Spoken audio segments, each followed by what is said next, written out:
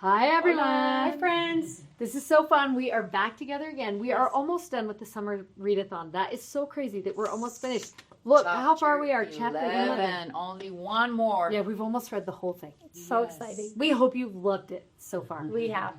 We're talking about truth, and we all picked something a little bit different that we want to be thinking about. So, Sister Spanos, you start us off. Okay. So at the beginning, in the introduction for this chapter, it says, you showed that you value truth as you seek learning. And I'm going to talk about the secular learning, because we can learn whatever thing we want in this world. And there are so many things that are wonderful, right, that you want to learn. Just for fun, before you even go farther, I think it would be so fun to say, what is something either you are learning right now or you want to learn over the next, we get to have a little break for the next 1 month. Yes. And so if you could learn to do anything in our 1 month, what would it be? I have one, so I'll say mine. Okay. already. Yes, you start. And then that way you both have time to be thinking. But one thing that I want to do, and I went and bought myself a little tiny cross stitch. And I'm going to learn how to do a little cross stitch during my 1 month off. That will be so fun. Yep. And guess what it's going to be?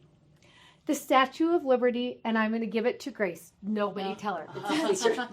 That's fun. New York, New It's York. so good. Okay, so mine is, I like to cook and bake, and I found some line in my family history going back to Spain, and I want to learn some specific dishes from Spain. That's so fun. From the, how do you say, Países Vascos, from the Basque countries. Oh, and meanwhile, Andrea is such a good cook. This is what you maybe don't know about Andrea, but it is so true. I don't know how you can get better. You're so good. And I just called my daughter this morning, and we were talking about going on a hike. I've never hiked Mount Timpanogos, which is right in my backyard. And so I Are told you her, gonna for real do that? I am gonna. We're gonna do a few small hikes before, maybe hike the Y, by BYU, and some other hikes that she recommended. But she was in soccer in high school, and she used to run to the Y. to the top of Timp. What? Her soccer team every year. That was something they did. So she's really good at it. But I said that's something I want to do this summer. Okay. So we'll. Send us a picture from the top. Because you're not going to believe it unless I send you a picture. It's so fun. Yeah. And I love it. Sometimes what you learn is hard. You're learning a hard thing. Mine is not. Yours is fun. Mine is relaxing. I'm just going to be sitting in the shade. While I'm... That's right. Well, one example that I love is Joseph Smith, that we always said that, well, he didn't have much education at the beginning, because then he studied Hebrew, also Greek and Latin, and also geography and other things. And he wanted to study these languages because he wanted to understand better the Bible, all the translations. I always think to myself, I want to learn Hebrew and Greek because the Old Testament is written from Hebrew, and the New Testament is written usually from Greek. And so that is why he would have been so fascinated in those. Yeah. Me too. And I love this quote from Elder Nielsen. He said, learning about nutrition will help you remain healthy. Learning interpersonal skills will help you minimize conflicts with others. Learning discipline will help you master your time. Learning math will help you budget your money so you can use it wisely. So we can learn other things, all sort of things that will help us, ourselves, our families, and also our communities. Yeah, I love that he takes what is that subject that you might study and just like helps us see, oh, this actually would be useful. Yeah, I love that. Okay, one of my favorite parts starts right in the very top paragraph, and it talks about part of valuing truth and holding on to truth is bravely standing for what you know is right, even if you have to stand alone. And I think that is such an important thing to remember, that sometimes truth becomes so precious to us, and we've learned from it, and it's changed us. It's precious to us, that then when we see someone else maybe who doesn't value it the same way we do, it gives us an opportunity to actually enter in and stand up for what we know, for what we believe. And I think about this story. Grace came home from high school one day, and she said, "You're not going to believe what happened in the halls today."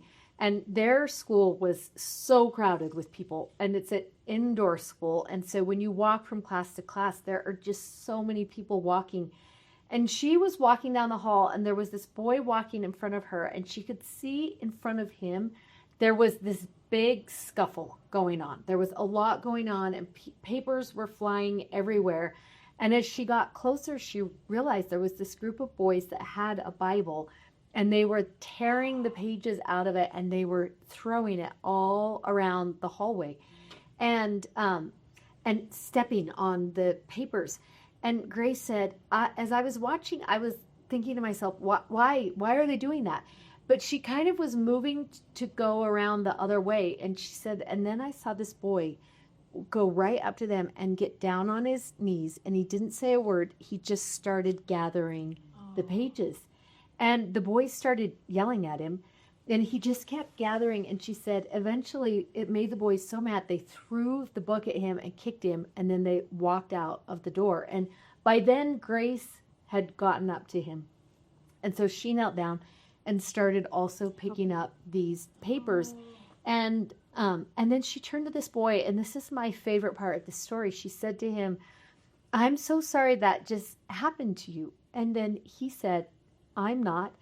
And he said, "I have been praying.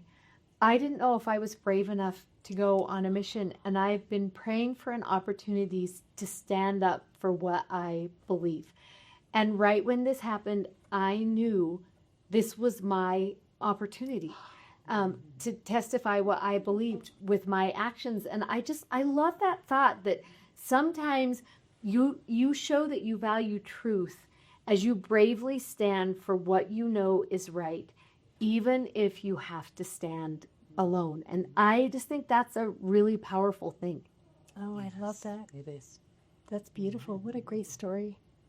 Well, I wanted to focus on the questions and answers. It says, is it wrong to have questions about the church, and how can I find answers? And it gives kind of enumerates the experience of Joseph Smith and how he answered or received answers to his questions. And I love this thought that God cares about teenagers in times of trouble, that came out of the Grove. But also this, I've had questions and things that I've been concerned about, things that I have studied and tried to be at peace about. And I've come to this conclusion that not understanding is not the same as not believing. Because while I may not understand everything, I can still choose to believe in Jesus Christ. And that's helped me. In fact, I heard a friend once explain it like this. He said, if you looked out into your backyard and it was all weeds growing up in kind of areas that were more dry, but you had one spot over in the corner that was flourishing. It was, the grass was green, and maybe there were flowers there.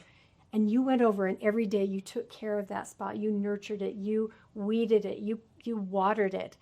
You held on to that area and that spot that you knew was growing, that was strong. And he said, that's like our testimony sometimes, that we may have just a few things that we understand perfectly or believe in and have had experience with. So we're going to hold on to that ground, and maybe bit by bit we can extend that as our knowledge and our testimony grows. And once, years ago, when I was working in the stake, our Stake Young Women's program, I was asked by our stake president to speak at a Morningside. And I was excited because I had a couple of kids that went to the high school. I don't know how excited they were, but I was excited. But this is what he asked me. He said, I want you to speak about the moment you knew you had a testimony, the moment you received a testimony. And I remember after I hung up the phone, yes, I actually hung up a literal phone, I thought to myself, I can't think of that moment. And I had it really gave me pause because I couldn't think of the exact moment. And so I started to study testimony. And my favorite thing that I came across was a story of Spencer W. Kimball, the prophet. And he said that he had received a letter from his son who was on a mission asking about testimony. And this is what he said. He said, I believe that each experience that we have in the gospel, whether it's an experience with answered prayer or a feeling of peace or what are some of the other ones? A spiritual experience or acting on faith. He said each of these are like golden threads, like maybe paying your tithing or saying your prayers or, partaking of the sacrament, something that you've experienced that you think, I know that that's real. He said all of these golden threads gather together and become a tapestry of testimony.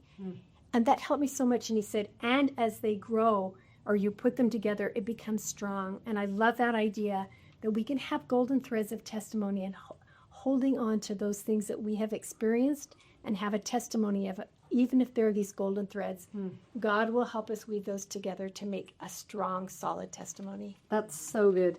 I love as we think about each of these things that we start realizing we're going to learn new truths all through our life. That is part of who we are as children of God. And it's exciting. I was just going to say, I love the idea that we can find joy out of learning new things. Each of us. And you're going to learn to cook. I'm going to learn to sew. You're going to learn to hike. That is going to be so fun. And that is part of what brings joy into our lives is that opportunity. And then I just wanted to go back to, because I've been looking for that one-liner in every single one of these.